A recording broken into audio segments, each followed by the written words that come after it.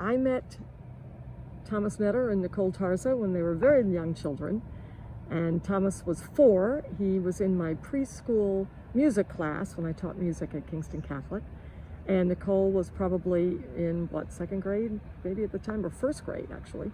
So they started doing shows with me at a very, very young age. When I first heard that Thomas and Nicole were going to do this streaming production of Peter Pan Jr., I knew that they would not only do it, but that they would do it incredibly well. They would cross every T and dot every I and get it just right, because that is the kind of workers that they are. They are incredibly dedicated. They are tenacious on the job. They stick to it. They have high standards. So I wasn't surprised. This is what they love to do. They've had a whole life in musical theater.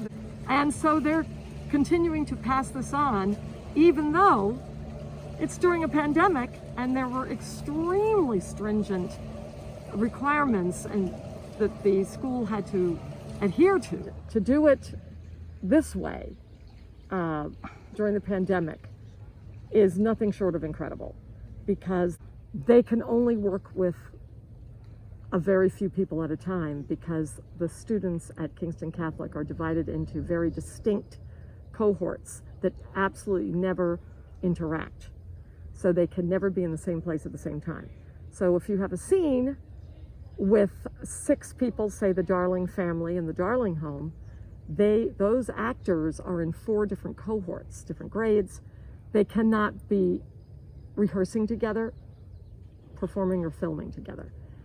So Thomas and Nicole have to rehearse, well, they can rehearse on Zoom at home with their computers, but in person they absolutely are never together. And when they film, they have to film it in many, many, many times and make sure that the actors aren't in the same, that they know where the missing people are. So it's just astounding to me that this can be done, because normally you have everybody together and you're interacting with each other in a scene. This one you have to remember where that person is, and they have to get it just right in editing, make sure that nobody's in the same place as someone else, or when they move, so they're not standing still. So it's extremely complex. I can't even imagine it because I've never attempted anything like this. So the fact that Thomas and Nicole are doing this way and making it happen, and the editing is so tricky, it's nothing short of miraculous in my opinion. It really is. Memorial Day weekend, and that's the only time you'll be able to see it. So you want to get your tickets for Friday, Saturday afternoon, Saturday evening, Sunday afternoon. 4 performances.